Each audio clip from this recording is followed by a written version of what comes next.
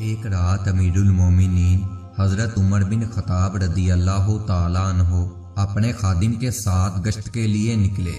وہ مدینے کی گلیوں میں لوگوں کے حالات معلوم کرنے کے لیے رات کو گھومتے پھرتے رہے۔ چلتے چلتے انہیں تھکاوٹ محسوس ہوئی اور ایک گڑھ کی دیوار کے ساتھ آرام کے لیے ٹیک لگا کر کھڑے ہو گئے۔ اتنے میں صبح بھی ہو گئی۔ اس گڑھ کے اندر سے ایک عورت کی آواز آ رہی تھی۔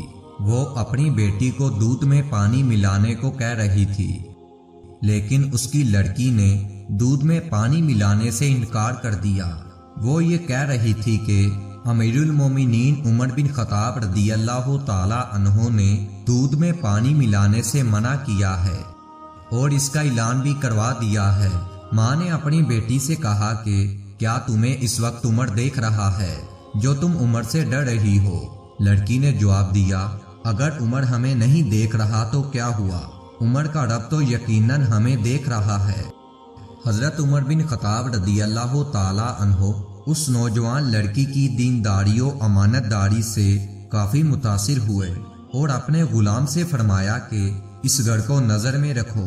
دن چڑھتے ہی اس لڑکی کے بارے میں پوچھا تو لوگوں نے بتایا کہ وہ حضرت سفیان رضی اللہ تعالی عنہ کی بیٹی ام عمارہ ہے، اور جب یہ معلوم ہوا کہ وہ لڑکی کنواری ہے تو حضرت عمر بن خطاب رضی اللہ تعالی عنہ نے اپنے تمام بیٹوں کو بلوایا اور پوچھا کہ تم میں سے کون اس لڑکی سے شادی کرنا چاہتا ہے؟ ان کے بیٹے عاصم کہنے لگے کہ میں شادی کرنا چاہتا ہوں۔ چنانچہ ان کے لیے امیر المومنین نے اس لڑکی کا رشتہ مانگ لیا اور عاصم کی شادی اس نیک وقت لڑکی سے ہو گئی۔ عاصم کے ہاں بیٹی پیدا ہوئی، اس کا نام ام عاصم رکھا گیا۔ یہ حضرت عمر فاروق رضی اللہ تعالی عنہ کی پوتی تھی، تو ان کی شادی مروان کے بیٹے عبدالعزیز سے ہوئی۔ اب ام عاصم کے ہاں ایک بیٹا پیدا ہوا، اس کا نام انہوں نے اپنے دادا کے نام پر عمر رکھا۔